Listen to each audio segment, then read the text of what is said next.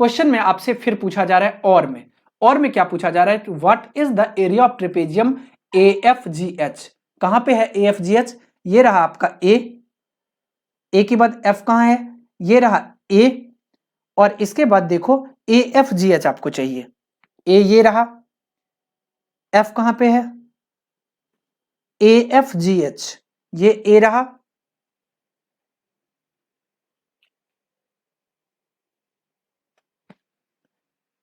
ये रहा आपका F, ये रहा A, ये रहा F, और ये रहा AF, और क्या पूछा जा रहा था, GH पूछा जा रहा था, AFGH। तो AF तो हम लोगों को मिल गया, एक A एक F, ये रहा आपका G और ये रहा आपका H। कहने का मतलब इस तरीके का फिगर फॉर्म्ड होगा। सपोज करो कि ये AF हो गया और ये GF हो गया, ये रहा AFGH, AFGH, मतलब इस तरीके का फिगर आपको फॉर्म्ड हो गया। अब आपसे क्या पूछा जा रहा है, आपसे पूछा जा रहा है कि इसका एरिया क्या होगा। अब आपको पता है कि एरिया ऑफ ट्रेपेजियम का फॉर्मूला क्या होता है, 1/2 into sum of parallel side into height. तो सम ऑफ पैरेलल साइड कर लो और इंटू हाइट कहीं भी निकाल लो, आंसर कर दो। यहां पे हम लोग चलते हैं सॉल्यूशन नंबर, ये रहा आपका। और अब देखो सबसे पहले सब पॉइंट का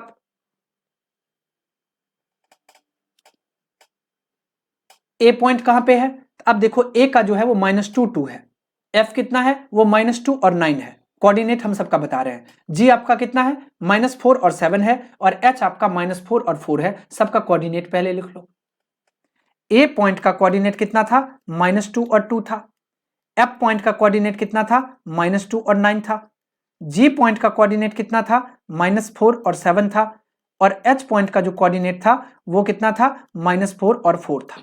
अब देखो, अब आपको किसकी जरूरत पड़ेगी, यहां पे फिगर पे आ जाओ, सम ऑफ पैरेलल साइड और हाइट की जरूरत पड़ेगी। ये जो आपका GH है वो एक पैरेलल साइड है और AF जो है वो दूसरा पैरेलल साइड है। तो GH और AF पहले फाइंड कर लो। GH कितना होगा, तो 7 - 4 होगा, और AF कितना होगा, तो 9 - 2 होगा। यहां पे आप लिख लो,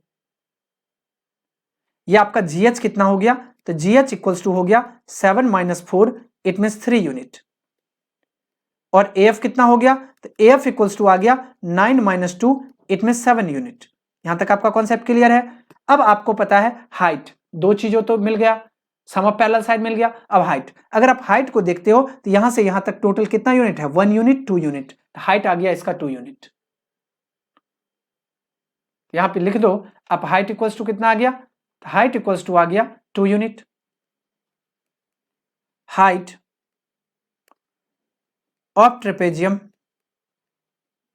AFGH, ये कितना आ गया, ये आ गया 2 यूनिट। अब आपसे क्या पूछा जा रहा था, एरिया पूछा जा रहा था। तो एरिया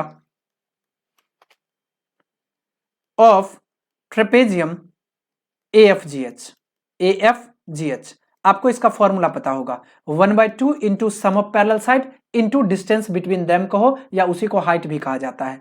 तो 1/2 इंटू, अब इसका पैरेलल साइड क्या है, एक AF है और एक GH है। 1/2 into sum of parallel side और इंटू हाइट, तो हाइट HEIGHT यहां पे लिख लो। अब ये रहा आपका 1/2, AF कितना है 7 यूनिट है, GH कितना है 3 यूनिट है, और हाइट कितना आया 2 यूनिट आया। इट मींस इसको लिख सकते हैं 1/2 इंटू 10 इंटू 2, 2 से 2 को कैंसिल कर लो, ये आ गया आपका 10 स्क्वायर यूनिट। ये आपका एरिया आ गया, एरिया ऑफ ट्रेपेजियम। नेक्स्ट हम लोग चलते हैं क्वेश्चन नंबर 37 पे। क्वेश्चन नंबर 37 में आपसे पूछा जा रहा है,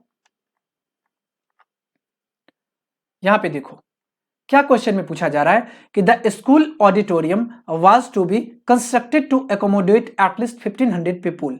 कह रहा है कि एक स्कूल के ऑडिटोरियम को इस तरीके से कंस्ट्रक्ट किया गया कि एटलीस्ट उसमें 1500 पीपुल एकोमोडेट हो सके। कह रहे कि the chair are to be placed in concentric circular arrangement, और चेयर को कॉन्सेंट्रिक सर्कुलर अरेंजमेंट में प्लेस किया जा रहा है in such a way that each succeeding circular row has 10 seats more than the previous. तो आपको इस तरीके से चेयर को अरेंज किया जा रहा है कि प्रीवियस से नेक्स्ट वाला 10 सीट्स मोर है। तो फर्स्ट आपसे क्वेश्चन में पूछा जा रहा है कि if the first circular raw has 30 seats, अब फर्स्ट सर्कुलर, अब आपको देखो कि जैसे अगर आप पढ़े होगे, अगर 10th में आप एपी चैप्टर पढ़े होगे, अगर आपको पता होगा कि कॉमन डिफरेंस अगर हर जगह इक्वल हो जाए तो वो क्या होता है, एपी में होता है। इट मींस कहने का मतलब है अरिथमेटिक प्रोग्रेशन में होता है। यहां तक तो आपका कॉन्सेप्ट क्लियर है। यहाँ पे आपको दे दिया गया फर्स्ट चेयर, मतलब ए आपको दे दिया गया 30 सीट का है। क्वेश्चन पूछा जा रहा है कि how many seats will be there in 10th row, मतलब आपको T10th पूछा जा रहा है कि इसमें टोटल नंबर ऑफ सीट्स कितने होंगे। यहां तक कॉन्सेप्ट क्लियर है। अब हम लोग चलते हैं सॉल्यूशन पे। आ जाओ आप सॉल्यूशन पे। आपको ये पता है कि कितना का इंक्रीज हो रहा है, 10 सीट का इंक्रीज हो रहा है। इट मींस हम कह सकते हैं कि इट इज एन एपी। ये किसमें है? एपी में है। अगर एपी में है तो आपको फर्स्ट में दे दिया गया नंबर ऑफ चेयर 30 है, और आपको कहा गया कि प्रत्येक प्रीवियस से नेक्स्ट वाला 10 मतलब ग्रेटर है। कहने का मतलब कॉमन डिफरेंस आपको 10 दे दिया गया। इसको आप लिख लो कॉमन डिफरेंस, कॉमन डिफरेंस जिसको हम लोग डी भी कह सकते हैं, और ये आपको कितना दिया गया? 10। आपसे क्या पूछा जा रहा है? Number of seat in 10th row. तो number of seats in 10th row, 10th row. अब बताओ T10 का फॉर्मूला क्या होता है? अगर T10 का फॉर्मूला, इसका फॉर्मूला होता है a plus n minus 1 into D होता है। इसको हम लोग क्या लिख सकते हैं? a के प्लेस पे तो 30 है, अब plus 10 minus 1, sorry a plus n minus 1 into D formula होता है। ये आ गया d, और d आपको कितना है? d आपको दिया गया 10। इट मीन इसको कितना लिख सकते हैं? 30 और प्लस का 9 इंटू 10 मतलब 90। 90 और 30 कितना आ गया? ये आ गया 120। ये आपका 120 आ गया। यही जो है वो 10th रो में नंबर ऑफ सीट्स होगा। ये आपका सॉल्यूशन नंबर फर्स्ट हो गया। सेकंड में आपसे पूछा जा रहा है कि for 1500 seat in the auditorium, auditorium में 1500 सीट के लिए how many row need to be there, इसके लिए टोटल कितना रॉ बनाया जाना चाहिए। अब हम लोग चलते हैं सॉल्यूशन नंबर 2 में। इसका मतलब आपको क्या फाइंड करना पड़ेगा? एसएन आपको दे दिया गया, टोटल जो है वो एसएन कितना दिया गया? 1500। तो आपसे वहां से एन पूछा जा रहा है। आप लिख सकते हो, पहले तो एसएन का फॉर्मूला लिख लो। एसएन का फॉर्मूला आपको पता है n/2 into 2a plus n minus 1 into D, ये फॉर्मूला आपको पता है। एसएन आपको दिया गया 1500, तो 1500 इक्वल्स टू ये आ गया n/2 इंटू 2a, ए के प्लेस पे आपको 30 दिया गया, अब plus n minus 1 into D, D के प्लेस पे आपको 10 दिया गया। यहां तक आपका कॉन्सेप्ट क्लियर है। अब इसको क्या लिख सकते हो? इस तरफ शिफ्ट कर लो, ये आ जाएगा 3000 इक्वल्स टू, पहले n को एज इट इज रहने दो और इसको 30 को 2 से मल्टीप्लाई करो, ये 60 हो जाएगा, प्लस का 10n हो जाएगा और माइनस का 10 हो जाएगा। अब अगर आप इसको लिख सकते हो, ये 3000 ये इक्वल किसके आ गया? ये n इंटू 60 में से 10 माइनस होगा, ये आ जाएगा 50, अब प्लस का आ जाएगा 10n। अब इसको आगे जब आप सॉल्व करोगे तो इसको कितना लिख सकते हो? ये तो आ गया आपका 3000 इक्वल्स टू 50 को n से मल्टीप्लाई करेंगे 50n हो जाएगा, और 10n को n से मल्टीप्लाई करेंगे 10n स्क्वायर हो जाएगा। आप इसको कितना लिख सकते हो? इसको लिख सकते हो 50n प्लस का, सॉरी पहले 10n स्क्वायर लिखो, इसके बाद n लिखना। तो इसको हम लोग लिख सकते हैं 10n स्क्वायर प्लस का 50n और माइनस का 3000, माइनस का 3000, और ये इक्वल किसके आ जाएगा? 0 के आ जाएगा। अब इसको सॉल्व करो। अब इसको कैसे लिख सकते हो आप? इसको हम लोग लिख सकते हैं n स्क्वायर। यहाँ पे एक चीज करो कि 10 कॉमन ले सकते हो आप। अगर 10 कॉमन ले लेंगे तो थोड़ा सा इजी इक्वेशन बन जाएगा। 10 अगर कॉमन लेंगे, ये आ जाएगा s स्क्वायर माइनस 5n और माइनस का 300, और ये इक्वल हो गया किसके? 0 के। हम लिख सकते हैं n स्क्वायर माइनस 5n और माइनस 300, ये इक्वल हो गया 0 के। अब आपको क्या करना है कि 5n को इस तरीके से डिस्ट्रीब्यूट करना है कि मल्टीप्लाई करने पे यहाँ पे 300 और ऐड करने पे 5 आ जाए। इसका मतलब इसको लिख सकते हैं n स्क्वायर प्लस का 5n, सॉरी इसको लिख लो आप 20n और माइनस का 15n। अब 20 को आप 15 से मल्टीप्लाई करोगे तो 300 भी आ जाएगा, और 20 में से 15 माइनस करोगे तो 5 भी आ जाएगा, और माइनस का कितना आ गया? 300, और ये 0 के इक्वल आ गया। n इसके पास भी, n इसके पास भी, n कॉमन ले लो, ये हो जाएगा n प्लस 20। 15 इसके पास भी है, 15 इसके पास भी है, माइनस 15 कॉमन ले लो, ये आ जाएगा n प्लस 20 इक्वल्स टू 0। अब देखो n प्लस 20 इसके पास भी, n प्लस 20 इसके पास भी, n प्लस 20 कॉमन ले लो, इसके पास बच गया n और इसके पास बच गया माइनस का 15 इक्वल्स टू हो गया 0। इट मीन्स हम ऐसा कह सकते हैं कि सबसे पहले हम लोग लेते हैं when n plus 20 equals to 0, तो n इक्वल्स टू क्या आ जाएगा? माइनस 20। अब आपको पता है कि माइनस तो कोई भी वैल्यू नहीं होता है, डज नॉट एग्जिस्ट, क्योंकि अब आपसे क्वेश्चन में पूछा जा रहा है चेयर से रिलेटेड बात किया जा रहा है, क्या माइनस में हो सकता है, या रॉ से रिलेटेड बात किया जा रहा है, क्या ये माइनस में हो सकता है, इसका मतलब इसको लिख दो डज नॉट एग्जिस्ट। ओके, और ये कितना आ जाएगा, दूसरा कंडीशन है जब हम लोग n माइनस 15 इक्वल्स टू 0 करेंगे, ये n किसके इक्वल हो जाएगा, n इक्वल्स टू 15 के इक्वल हो जाएगा। इसका मतलब यही हम लोगों को फाइनल क्या हो जाएगा, अगर 15 रॉ बनाए जाएंगे तो टोटल 1500 चेयर जो है वो एकोमोडेट हो सकते हैं। ओके, यही हम लोग का फाइनल क्या हो गया, आंसर हो गया। अब हम लोग चलते हैं नेक्स्ट, इसका नेक्स्ट और करके आपको क्वेश्चन दिया गया, और में दिया गया क्वेश्चन कि 1500 seats are to be arrange in auditorium, कार्य कि अगर 1500 सीट्स ऑडिटोरियम में अरेंज किए गए हो, how many seats are still left to be put after 10th row, कार्य कि 10th रॉ के बाद कितना सीट खाली रह जाएगा। थर्ड में क्वेश्चन आपसे पूछा जा रहा है if there are 17 row in auditorium, आपको 17 रॉ दे दिया गया, तो how many seats will be there in middle row, तो मिडिल रॉ में कितना सीट होगा वो भी आपको फाइंड करना पड़ेगा। सबसे पहले हम लोग चलते हैं और करके जो क्वेश्चन दिया है ये हम लोग को सबसे पहले यहां देख लो। सबसे पहले आपको क्वेश्चन नंबर 3 पे आ जाना है। 3 में आपको ये पता है कि नंबर ऑफ सीट कितना है, तो नंबर ऑफ सीट्स जो आपको 10th रॉ में आया वो कितना था, तो नंबर ऑफ सीट्स यहां पे आप इसको क्या लिख लो, ये आपको n इक्वल्स टू कितना आ गया, 15 आ गया था। तो क्वेश्चन में क्या पूछा जा रहा था, इसके क्वेश्चन में पूछा जा रहा है 1500 how many row need to be there, तो कितना रॉ की जरूरत थी, ये नंबर ऑफ रॉ बिल्कुल सही है, 15 की जरूरत थी। अब यहां पे लिख लो आप number of seats already put up to the 10th row, 10th row ये कितना हो जाएगा, S10 के इक्वल हो जाएगा, और Sn का फॉर्मूला आपको पता है n/2 into 2a plus n-1 into d, ये किसके इक्वल हो जाएगा, ये आ जाएगा 5 और ये आ जाएगा 60 अब प्लस का 90, इट मीन्स हम लिख सकते हैं 5 इंटू 120,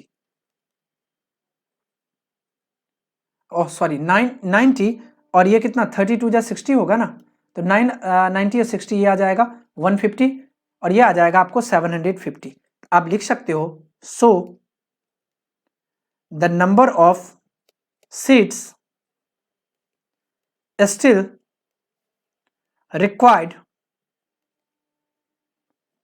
बी पुट, तो टोटल 1500 था, उसमें से 700 पुट हो गया, 750 बढ़ गया, तो कितना बच गया, 750 बच गया। अब आपसे क्वेश्चन नंबर 3 में क्या पूछा जा रहा था, 3 में पूछा जा रहा था ये अब क्वेश्चन है देयर आर 17 रॉ, इसको आप यहां से मिटा दो और उसको 3 कर दो।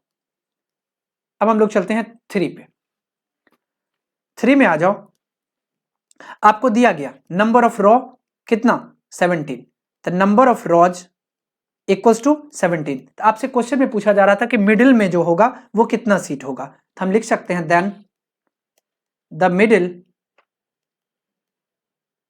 रॉ इज द, अब बताओ कि अगर 17 का अगर मिडिल फाइंड करोगे तो 9th होगा, क्योंकि यहां पे इज द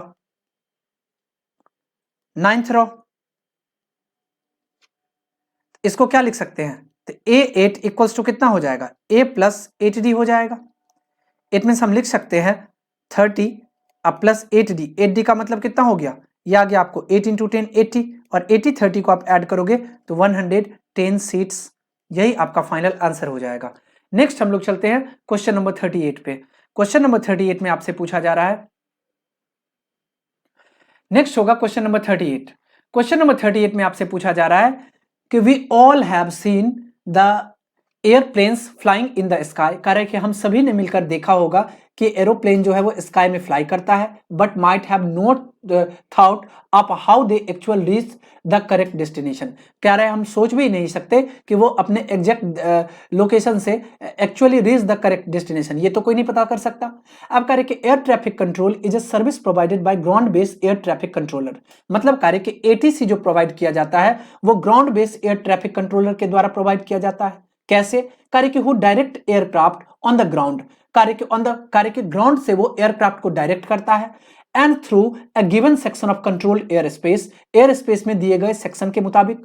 कार्य can provided advisory services to aircraft in non controlled air space. कार्य के और वो साथ ही साथ नॉन कंट्रोल्ड एयर स्पेस में वो एडवाइजरी देता रहता है। Actually, all this air traffic is managed and regulated by using various concepts based on the coordinate geometry and trigonometry। कार्य कि जितना भी कॉन्सेप्ट है ये सभी कोऑर्डिनेट ज्योमेट्री और ट्रिगोनोमेट्री के कॉन्सेप्ट पे ही लागू होता है।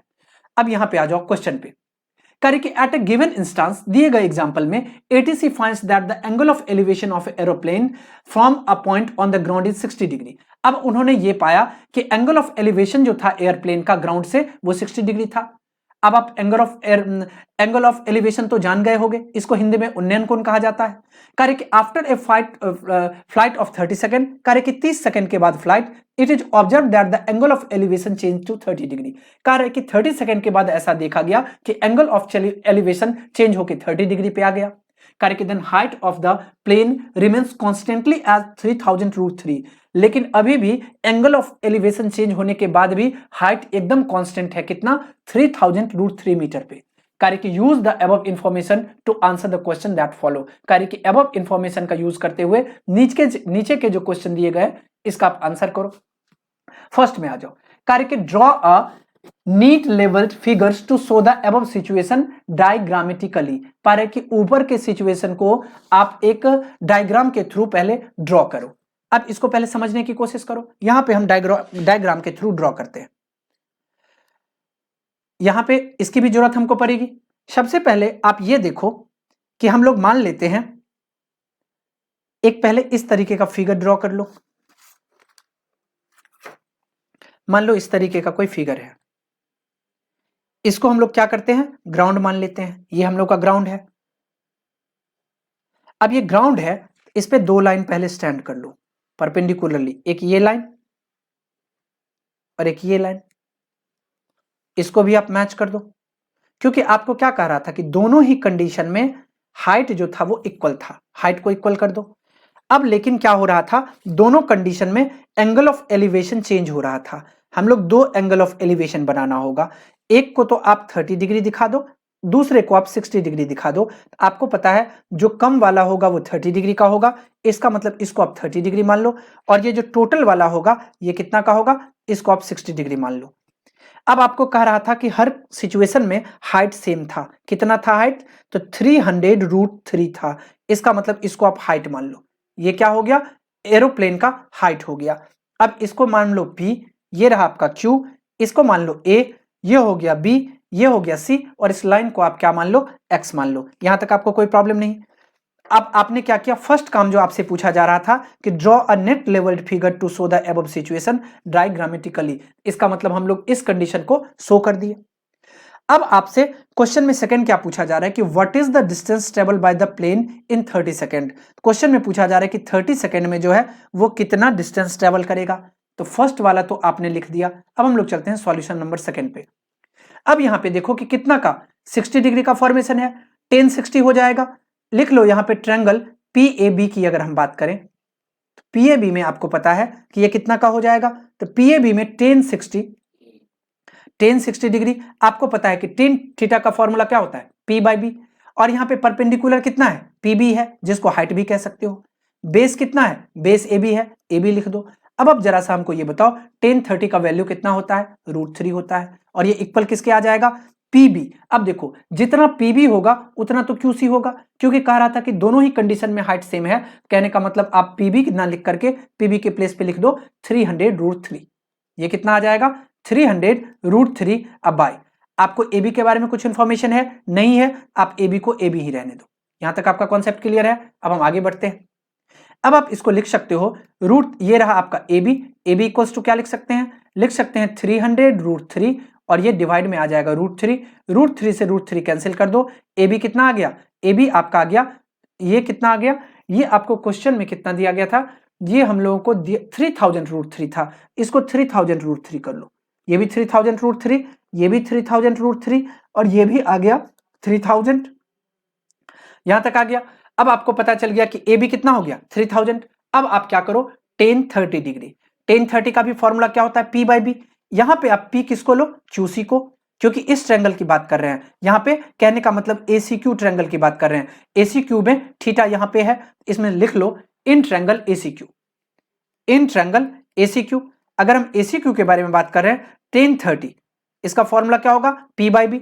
P कितना दिया गया, P आपको दिया गया QC, अब बेस कितना है AC है, इसको लिख दो QC, अब बाई का AC।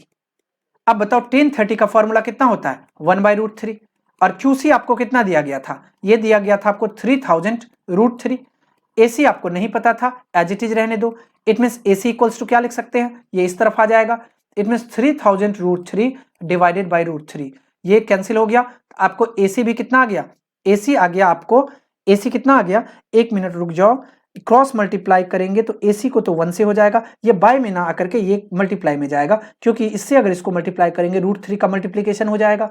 इट मीन्स इसको आप लिख लो 3000 इंटू का आ जाएगा, क्योंकि हम यहाँ पे क्रॉस मल्टीप्लाई किए हैं, √3 इंटू √3।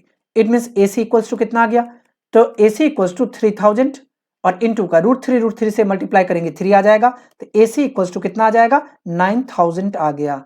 AC यहाँ फिगर पे आ जाओ, और AC कितना आ गया 9000 आ गया। ये रहा आपका A और C।